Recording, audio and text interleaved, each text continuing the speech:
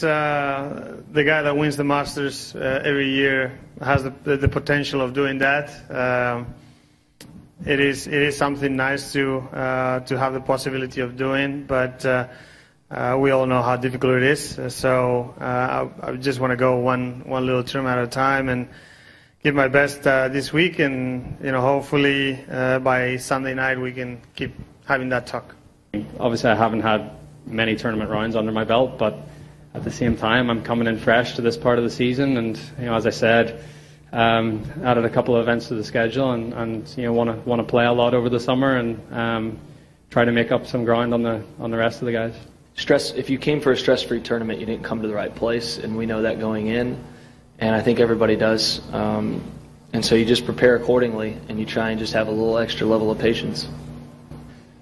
I'd dearly love to get in contention this week and win the US Open. I think what an amazing event to win.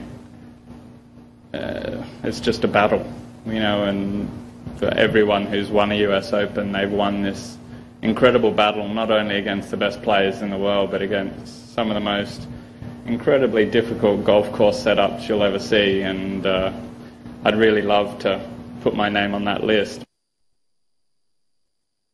Yeah, surely Adam Scott would like to put his name on the list, as would any golfer that will be teeing off tomorrow at the US Open. And Cecilia, Adam Scott, what are the chances of actually winning the US Open? He says he wants to put his name on it, so I believe he's prepared, he's ready, and all that. That's his target. But then if you check the way the calendar year slam works most times, I mean, I'm referring to what Sergio Garcia said, because once we win the first one, everyone will expect you to actually complete that. A lot of pressure. When was the last time someone did that? That was like 87 years ago. Correct. That's 1930. Bobby Jones was the one who swept all of them at that time. But then he won the US Open, the British Open, the US Amateur, and as well as the British Amateurs also. But like I said, 1930. That's how many years ago, Cecilia? A very long time ago. So it's a very difficult, feat to achieve. And I think it's going to be the same thing this year as well too. We talk about Tiger Woods, and he's arguably one of the greatest players of all time.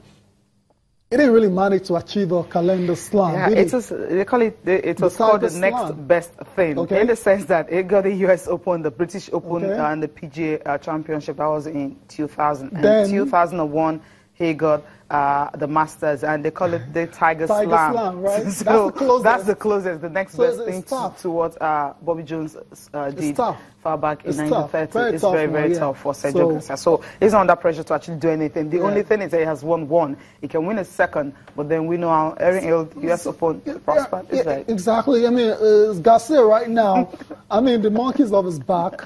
He's won his first major. At 37. Exactly, at 37. So he's not going into this. The media can do all they can talk his chances up and everything and all that. But I don't think he's facing any pressure internally. He's going to go there and have fun. And if he wins, then all good. If he doesn't win, then it's all good as well. So let's not forget our man Rory McIlroy. Not Rory McIlroy. Yeah, Rory McIlroy is back as well too. I don't know, his chances are not very good. He's had injuries. Hasn't played a lot, so you think physically he's not really ready for this competition. I'm talking about DJ. DJ. Oh, that's Johnson. Yeah, that's another player. The momentum was totally just dropped. Injury.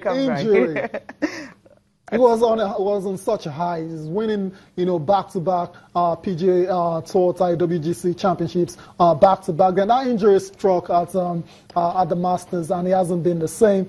And but he's still a very good golfer. Yeah, he is. You can't keep a good man down for too long. I'm looking forward to seeing what he's going to do. Okay, we'll see what's going to happen tomorrow when he tees off, right? Yeah, tomorrow. Can't wait.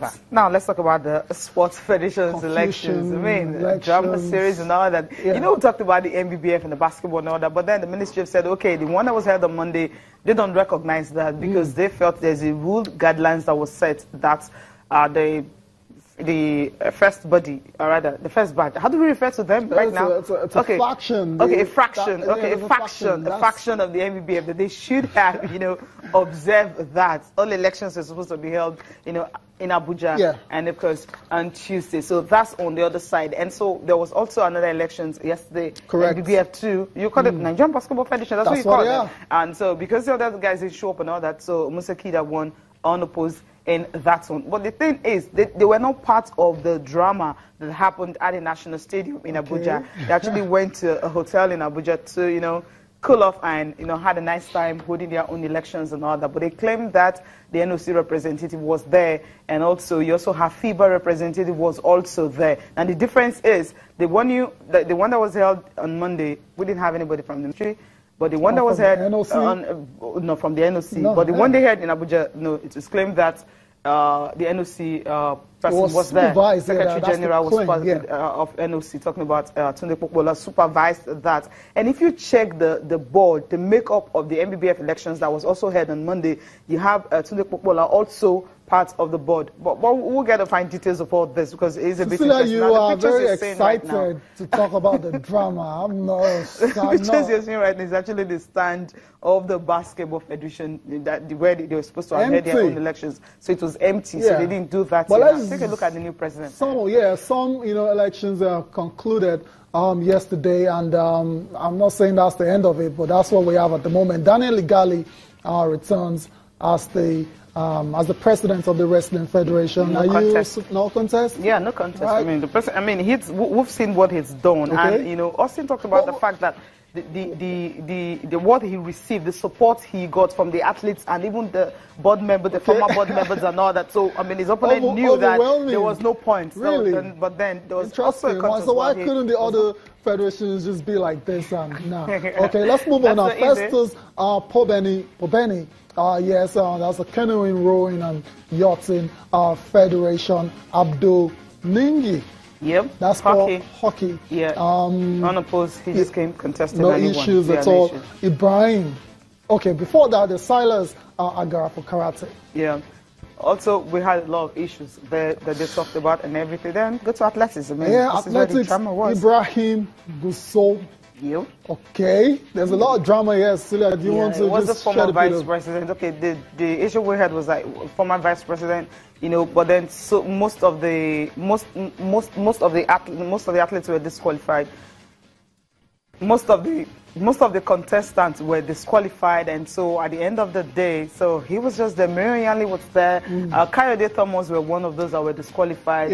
Nebon Sheffield also disqualified. About more than 10 candidates were disqualified. Then those who made it through just couldn't, make it. Somehow, Ibrahim Gusso, was the one who emerged winner.